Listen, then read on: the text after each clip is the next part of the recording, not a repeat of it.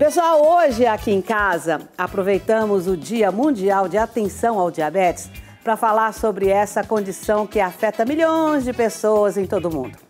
Por isso estamos recebendo a médica endocrinologista Adriana Ganan, que irá esclarecer as causas, os sintomas e principalmente a importância da prevenção e controle do diabetes para uma vida mais saudável. Seja bem-vinda, minha querida. Obrigada. Boa tarde. Boa tarde. Tudo Muito bem? obrigada por me receber. Oh, imagina, para mim é uma honra. Vamos sentar? Obrigada. Licença. Bater um papinho, aqui já tem uma água. Obrigada. Porque todos os médicos de qualquer área que sentam no meu sofá, água. Isso. Essencial para a essencial, saúde. né? Água e exercício físico. Sim, exercício físico faz parte hoje em dia da pirâmide da saúde. Nós precisamos que ele seja a base para que tenhamos saúde e longevidade. Outra coisa que muitos médicos, todos de todas as áreas falam, vitamina D, que a gente está com deficiência. Sim, nas situações de deficiência, principalmente pacientes que se encontram em situações de risco, como mulheres no pós-menopausa, pacientes portadores de obesidade, pacientes com diabetes, crianças, sim, ela deve ser reposta e na população geral em casos de deficiência. Doutora, vamos começar de uma maneira assim bem óbvia. Fala pra gente o que é o diabetes. O diabetes mellitus é o excesso de açúcar no sangue. Esse excesso de açúcar acontece por uma má ação da insulina, que não consegue, então, trazer a glicose para dentro das células e ela fica em excesso circulando na corrente sanguínea, onde ela vai ser tóxica para os órgãos. Caso ela fique acima dos níveis que deveria ficar, ela vai lesar rins, vai lesar retina, pode lesar os nervos periféricos, principalmente aqueles mais fininhos dos pés e mãos, e aí a polineuropatia diabética. Então é essa situação de hiperglicemia. Tá, agora existe uma diabetes que ela é hereditária, existe uma que é adquirida. As pessoas adquirem isso por maus hábitos? Sim. Olha, todo diabetes, principalmente o diabetes tipo 2, que é o mais comum e que todo mundo conhece como diabetes adquirido, ele tem um fundo genético. Em geral, tem mais pessoas da família acometidas. Então, esse é o diabetes tipo 2, que é tido como adquirido, mas tem também um fundo genético. A pessoa só vai desenvolver e vai expressar esses genes se ela tiver um ambiente desfavorável. O que seria isso? Seria ter ou ser portador de obesidade, manter o sedentarismo e manter uma má alimentação.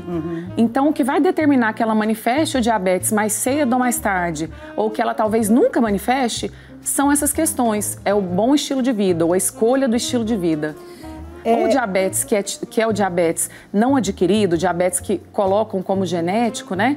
É o diabetes tipo 1, o qual envolve lesão de pâncreas, que para de produzir insulina de uma forma mais abrupta, e é uma destruição autoimune das células beta do pâncreas, e assim o paciente desenvolve a hiperglicemia em idades bem mais jovens e já precisa de insulina desde o início da doença. E por que essa doença cresce tanto no mundo? Olha, eu poderia te responder isso de uma forma assim bem simples. Ela cresce junto com o crescimento da incidência de sobrepeso e obesidade. Então ela cresce porque a obesidade cresce. No Brasil, cerca de 20 milhões de pessoas são portadoras de diabetes atualmente. Então aumentou bastante, né? 10% da nossa população já tem diabetes. E sobrepeso e obesidade, mais de metade da população já é portador de sobrepeso e obesidade. Então, essa questão da correlação com sobrepeso, obesidade, que andam junto com sedentarismo e má alimentação, são favoráveis à ocorrência do diabetes tipo 2, que é o mais comum, né? Doutora, a gente não podia... eu sonhando, viajando aqui na maionese. Criminalizar essas pessoas que fazem essas coisas tão cheias de açúcar, tão cheias de sal e colocam em prateleiras bem pertinho para as crianças comerem. É um tempero que se coloca esses tabletinhos aí, que eu detesto esses tabletinhos, que são químicos. Tinha que criminalizar isso. Realmente, nós da ABESO, né, Associação Brasileira de Obesidade, e da Sociedade Brasileira de Endocrinologia, assim como a Sociedade Brasileira de Diabetes, sempre tem tentado, junto aos órgãos políticos, melhorar essa questão da rotulagem, colocar o que contém gordura saturada o que contém altos índices de açúcar ou sódio, para que conscientize cada vez mais a população. Mas isso que você disse de, nas cantinas, já proibir ou tentar proibir a presença desses alimentos industrializados, né? Desses alimentos ultraprocessados, seria realmente uma estratégia ótima de prevenção.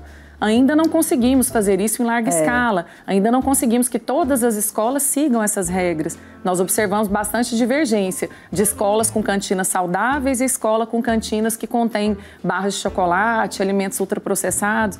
Mas sim, a primeira coisa seria retirar dessas prateleiras, sempre tentar sobretaxar com impostos mais altos esse tipo de alimento. Isso. E eu acho assim, essa questão das crianças, né, já começarem a aprender, mas tem que ser uma coisa que envolva o lúdico, que envolva consciência. Por que não estão ensinando criança a fazer economia doméstica, financeira, aliás? Sim. Por que não se ensina a comer? Hoje na escola vai ter milho cozido. Olha que gracinha! Sim. Comer milho cozido. E a professora, a cantineira, a servente, todo mundo se envolver nisso. É uma política muito... Eu acho que eu estou sonhando demais, Não está. É o nosso sonho também. Como entidades, assim, da Sociedade de Diabetes, nós sonhamos com isso. Com o dia que em todas as cantinas oferecessem alimentos mais naturais. Talvez pela praticidade, opta-se por manter alimentos ultraprocessados. Mas existem alimentos minimamente processados que podem ser mais saudáveis, com menos sódio, que não tenham altas taxas de gordura saturada e açúcar. Então tem como trocar, mesmo para alimentos práticos, optar pelos mais saudáveis. E as suas ideias são ótimas. Milho cozido, frutas livres. Que legal que seria. Doutora, e quando você começou a falar que é o excesso de açúcar no sangue, esse açúcar que você está falando não é esse açúcar que a gente põe no café. Não é somente esse açúcar. Não. O que mais tem açúcar? A mandioca tem açúcar? Mandioca tem, mas é um carboidrato complexo. Não precisa ser demonizada. O arroz contém açúcar, o pão contém açúcar, a mandioca, como você falou, batata inglesa, batata doce, todos também contêm açúcar. Mas o que importa são as quantidades de carboidratos de cada alimento. Com ou sem a sacarose, que é o açúcar simples que conhecemos, temos que manter quantidades de carboidrato ideais para a nossa dieta.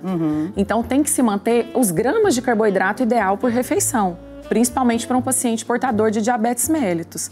Ele não deve ultrapassar as quantidades de carboidratos por refeição.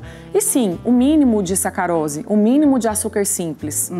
Realmente para todos nós, até os não diabéticos. E por que como é que você falou agora, gente? O carboidrato? Carboidrato. Por que ele é importante? Ele é importante porque é um alimento, são assim, construtores. Ele que mantém a estabilidade, ele que faz com que ganhemos massa magra, massa muscular. Nós precisamos da energia proveniente dos carboidratos para ganhar massa muscular, para ter um bom funcionamento cerebral, das células cerebrais, para que o nosso corpo funcione, nós sim precisamos dele. No entanto, as quantidades não precisam ser grandes quantidades. E num paciente diabético, muitas vezes até é adotada uma estratégia de dieta low carb, com menos carboidratos, dependendo do paciente. Cada um vai ter uma dieta individualizada. Mas mesmo pacientes diabéticos tipo 2, que é o que você colocou como adquirido, eles também podem contar carboidratos, assim como pacientes diabéticos tipo 1, que contam para aplicar a dose de insulina necessária naquele momento. Então, é adequado contar e prestar atenção na quantidade de carboidratos por refeição. Cerveja tem carboidrato? Cerveja tem carboidrato. Recentemente, criaram cervejas mais low carb, mas ela vai ter carboidrato de toda forma. Tá. As bebidas alcoólicas têm carboidrato. Tá vendo, gente? Pode não. Eu ouvi dizer assim que a gordura da carne, o torresmo, aquela gordura da picanha, ela não engorda, ela mata. Aquela gordura da carne, do torresmo, ela é gordura saturada. E aí a gordura saturada realmente vai contribuir para que tenhamos aumentos dos níveis de LDL, que é o colesterol ruim no nosso sangue. Então, com o tempo e até de forma que não gere necessariamente esse aumento de LDL, mas só da pessoa ter um alto consumo de gordura saturada e baixo consumo de fibras, ela aumenta seu risco cardiovascular, seu risco de ter eventos, né? Que é AVC, acidente vascular cerebral e infarto do miocárdio. Doutora, e com relação ao tratamento, eu vou fazer um exame, eu estou pré-diabético. O que quer dizer isso? O pré-diabetes, nós brincamos assim, não existe pré-doença. O pré-diabetes também já deve ser encarado como uma doença. Ele é uma situação de risco para o diabetes. Entendi. Nem todos os portadores de pré-diabetes, daqueles níveis intermediários de glicose no sangue, vão desenvolver o diabetes necessariamente. Mas é uma situação de alerta na qual já tem inflamação no corpo. Então já apresenta-se risco de neuropatia com o pré-diabetes, já tem um risco de nefropatia e também de retinopatia. Ou seja, não é uma pré-doença. Temos que ficar alertas quanto a isso. Já é uma doença. Então já exige um cuidado. Obrigatoriamente com medicações? Não. A mudança de estilo de vida é bem eficaz para a reversão do pré-diabetes. Então, a mudança de estilo de vida pode ser superior até do que o remédio que é muito usado para essa situação, que é a metformina. Porque a mudança de estilo de vida que promova uma perda de peso de 10 a 15% do peso inicial de um paciente portador de obesidade já faz com que os níveis de glicose voltem ao normal. Ah, tá. E acontece também, doutora, se uma pessoa segue à risca que ela está pré-diabética ou diabética, segue todas as regras à risca, não faz nada que possa aumentar esse diabetes, ela precisa, às vezes, de um açúcar? Ela precisa. Em algum momento, por exemplo, que o paciente apresente o que nós chamamos de quedas de glicemia, ele pode necessitar de repor com 10 gramas de açúcar. Tá. Se você estiver se referindo a essa questão da hipoglicemia, né? Isso. Aí ele pode precisar sim. Principalmente os pacientes diabéticos que usam medicações que fazem a glicemia cair bastante. Geralmente em níveis menores que 70 miligramas por decilitro. Aí, nesse caso, que ele acaba precisando de açúcar simples para melhorar a glicemia. E quando ela está sentindo mal, o que ela sente? Nos casos de hipoglicemia, é muito comum o paciente apresentar tremores, uma sensação de cabeça leve ou sensação de desmaio, taquicardia e sudorese. E esses sintomas melhoram quando ingere o açúcar.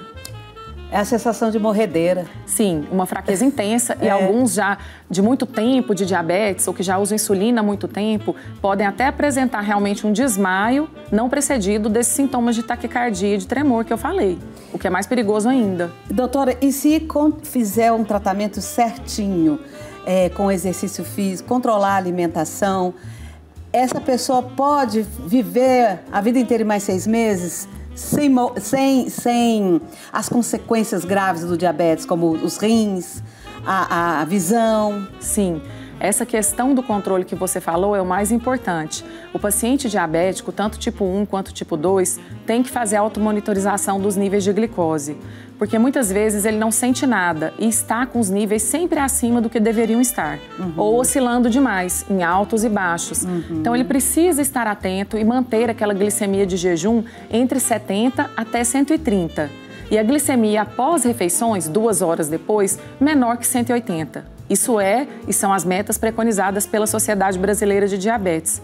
Elas não nasceram do nada, elas nasceram a partir de estudos que demonstraram que as complicações do diabetes acontecem se esses níveis ficarem acima do que deveriam ficar a maior parte do tempo. O indivíduo tem que ficar pelo menos 70% do tempo nessa meta que eu falei, para que ele evite as complicações.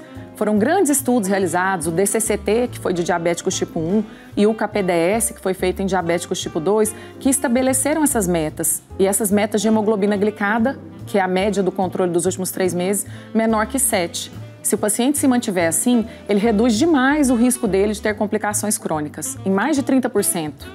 E tem complicações assim muito severas, né? Como amputação. Sim, que é uma consequência da neuropatia diabética a qual eu estava falando. Perde-se a sensibilidade da questão periférica, dos pés, das plantas, né? E aí, nesse caso, o paciente se machuca sem perceber. Por isso, é bastante recomendado que olhe os pés todos os dias. O paciente portador de polineuropatia faça uma inspeção dos pés antes do banho, veja se não entrou alguma coisinha ou se quebrar um copo, por exemplo, em casa, imediatamente limpar, ficar com calçados adequados o dia todo e não andar descalços em casa. Os pacientes portadores de polineuropatia têm que ter esse cuidado. Gente, porque uma ferpinha qualquer, né? A pessoa não vai sentir. Não sente. Quem usa bota, às vezes se machuca com algo que estava dentro da bota, né? E não percebe. Já pensou se tivesse uma barata cascuda lá dentro? Ai, credo. Que horror a barata. Mas vamos voltar aqui aos tratamentos com criança. A dificuldade que é para controlar a criança? Já que a gente falou de cantina, o que você aconselha para essa mamãe ajudar essas crianças? Eu aconselho as mães a seguirem a recomendação da pirâmide alimentar que nós seguimos, que é a base da pirâmide com grãos, vegetais e só no topo da pirâmide que é permitido algum açúcar ou alimento ultraprocessado. Ou seja, tem que ser uma raridade ingerir açúcar, ingerir alimentos ultraprocessados. Como tirar isso do dia a dia das crianças? Tentar reduzir níveis, por exemplo, de alimentos que precisem de adição de açúcar. Por exemplo, sucos. O suco não é necessário para a sobrevivência. Então, poderia ser retirado do dia a dia e, quando usado, tentar não adoçar, certo? Uma estratégia. Optar por alimentos, se a criança for aceitando, a introdução de pão mais integral, aumentar a introdução de vegetais com aquela criança de uma forma lúdica, introduzindo vegetais diferentes, brincando com as cores para que ele vá aceitando, variar o carboidrato para que a criança também não fique seletiva, optando só por um tipo, certo? E fazer com que essa criança goste mais do que é mais natural, pelo exemplo dos pais. Se eles percebem que os pais também ingerem esses alimentos mais naturais, a tendência deles também, né, de seguir. É verdade. Doutora, muito obrigada por você ter vindo. De nada. E nós vamos continuar conversando sobre alimentação infantil, que a nutricionista infantil, a Thaís, vai mostrar pra gente um monte de receitinhas legais. Se você quiser ficar para continuar o nosso bate-papo, o nosso programa, será muito bem-vinda. E desde já eu peço que você volte. Obrigada, viu? Você tem que voltar porque tem muita coisa que a gente tem que falar ainda. Tá bom.